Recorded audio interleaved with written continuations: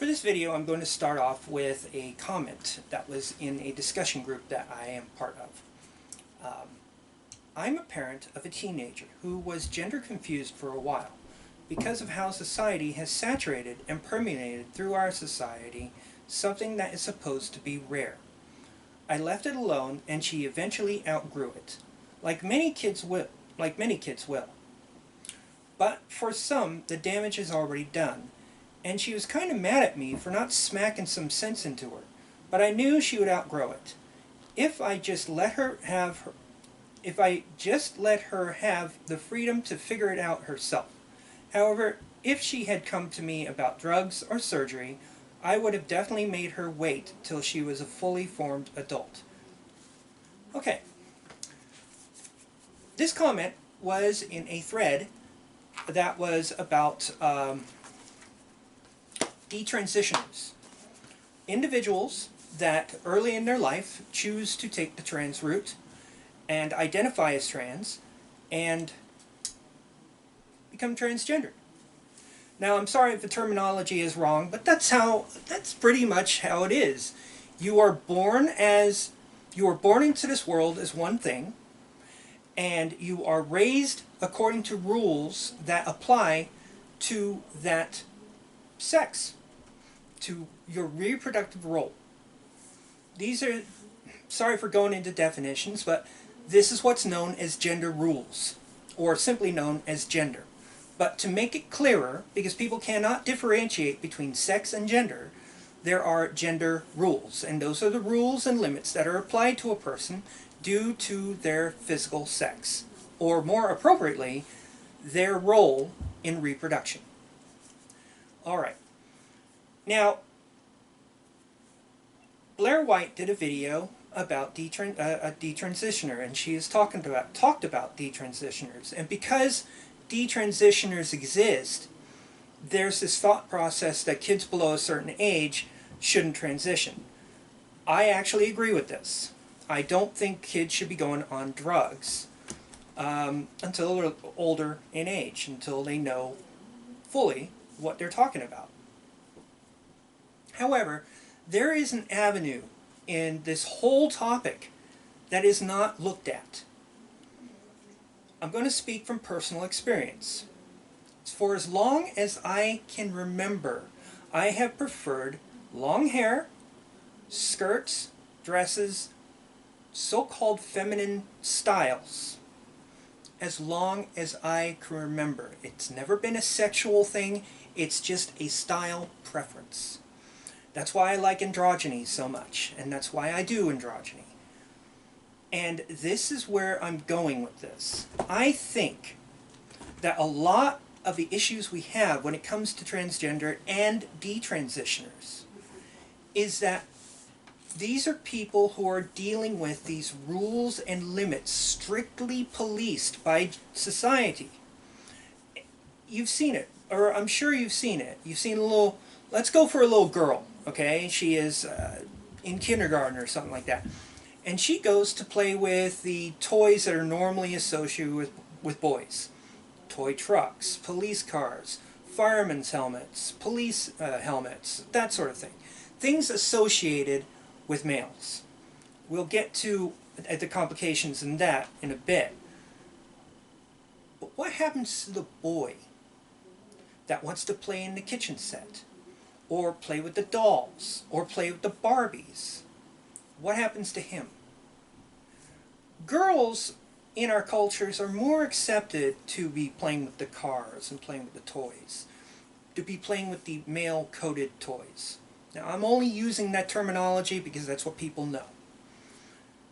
But boys who go and do the girl things, what are they called?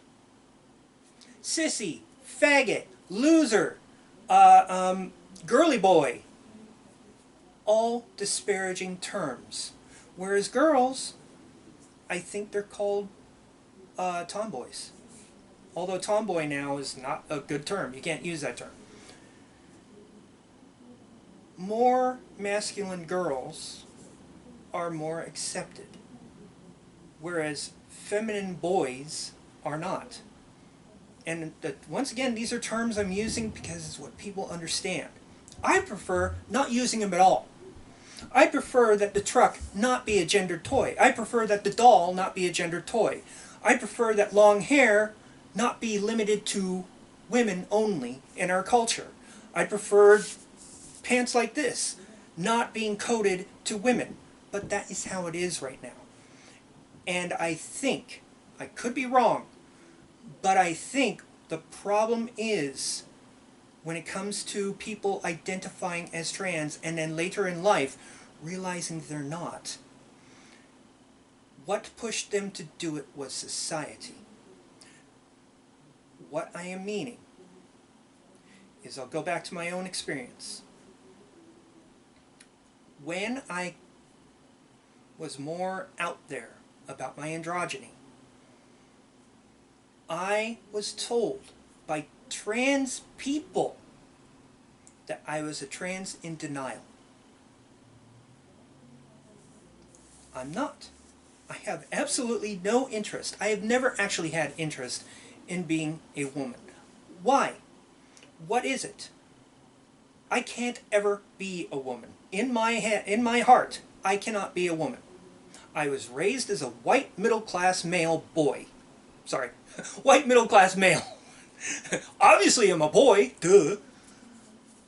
But these social rules, rigidly enforced in the way they are, I think what is happening now is we are facing the effect of this rigid enforcement of these rules.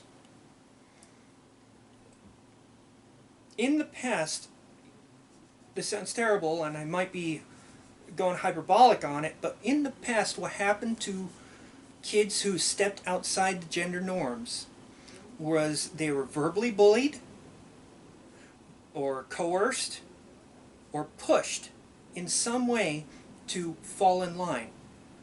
In the case of boys, it was worse. Boys literally, at times, had it beaten out of them. Often by a father who was probably reacting that way because he was scared of what his co-workers would think of him as a father. Do you see where all this is going? It's all about pressure. It's all social pressure is what it is. You know, in my personal life, I run under the radar at my work. I'm not as open as I would like to be. My shop is a very liberal shop, but it's in aviation, which is a very conservative field.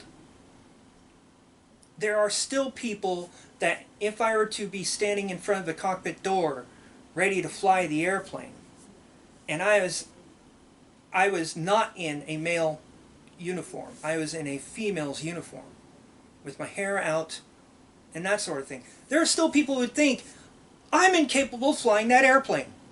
I'm a danger to them, which is absolutely asinine. Absolutely asinine. But there are people who think like that. That's the sort of thing I think people who transition, a lot of people who choose to transition, feel that they're not going to be able to deal with anymore. And then they find out, oh wait, no, I didn't want to be this. I wanted this. Freedom of expression, freedom to do what they wanted to do despite their sex. But they didn't want to be the other sex. What I've encountered are a lot of female to male transitioners. They say they're male, and yet they dress in girl clothing. Well, there's a problem right there. Girl clothing? It's clothing. If we just dealt it with it like that, maybe things wouldn't be so screwed up when it comes to this whole transition issue. I do believe there are people who are born in the wrong body. I do believe there are people like that. Blair White is one. Natalie Wynn, definitely. Just several people out there. Laverne Cox. But then there are people like Eddie Izzard, who is a bloke that looks smashing in some outfits he wears. So, to cap off this video, and please leave your comments down below, and I hope I was able to get my points out. If I couldn't, just don't yell at me. Just tell me where I'm wrong, nicely. And to end the video, I personally think that the trans issue is due to the over-policing of gender rules, the over-application of gender rules upon people who would like to have a little bit more freedom or a lot more freedom. It doesn't matter. It still would like freedoms when it comes to their expression, when it comes to their style, when it comes to what they can do. So one of the first things that should be done is if a little girl wants to play in Little League, don't ever say you can't play that because you're a girl. Stop that shit. Make a female Little League team, like real baseball, not softball. Stop telling little girls they can't do things because they're little girls. Stop telling boys they can't do things because they're boys.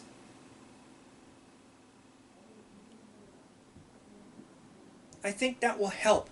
I think that will help alleviate a lot of the issues we have when it comes to a lot of this trans issue. Leave your comments below, and have a good day. Bye-bye.